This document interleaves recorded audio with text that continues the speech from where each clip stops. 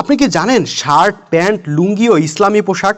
অনেকে মনে করে আরবের জোব্বা, পাঞ্জাবি, পায়জামা ইত্যাদি হইল ইসলামী পোশাক, আর আমরা যে শার্ট, প্যান্ট, লুঙ্গি পরি এইগুলা হইল অন ইসলামিক পোশাক। এইটা চরম ভুল কথা। কারণ কোরআনে আপনি একটা আয়াতও পাবেন না বা একটা হাদিসের বর্ণনাও পাবেন না যেখানে আরবের পোশাককে ইসলামের পোশাক বইলে বিধিবদ্ধ করা হয়েছে।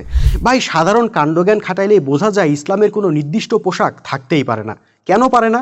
কারণ ইসলাম তো আসছে সারা বিশ্বের জন্য, আর সারা বিশ্বের মানুষ কখনোই একই পোশাক পরতে পারবে না। মানুষ পোশাক পরে যার যার ভৌগোলিক পরিবেশ, আবহাওয়া ও জলবায়ুর সাথে সঙ্গতি রেখা। আরবের পরিবেশের সাথে বাংলাদেশের পরিবেশ মিলবে না। আল্লাহ তো সেটা জানেন, তাই তিনি কোনো নির্দিষ্ট পোশাককে বিধিবদ্ধ করেননি। এখন প্রশ্ন আসতে পারে, তাইলে কি মানুষ যা খুশি তাই পরতে পারবে? না।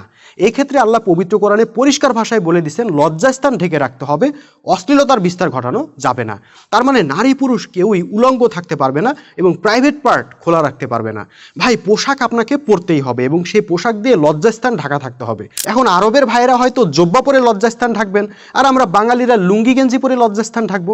এখানে কে কি পরলো সেটা মুখ্য বিষয় না, লজ্জাস্থান ঢাকাটাই আসল কথা। হ্যাঁ, এখন আপনি যদি রাসূলের প্রতি ভালোবাসা থেকে বলেন, রাসূল সাল্লাল্লাহু আলাইহি ওয়াসাল্লাম যে ধরনের পোশাক পরছেন আমিও সেটাই পরবো, তাতে কিন্তু কোনো অসুবিধা নাই। কিন্তু সেটাকে আপনি ইসলামী পোশাক বলে দাবি করবেন আর অন্যান্য পোশাককে নাজায়েজ বলে দিবেন, তা কিন্তু চলবে না।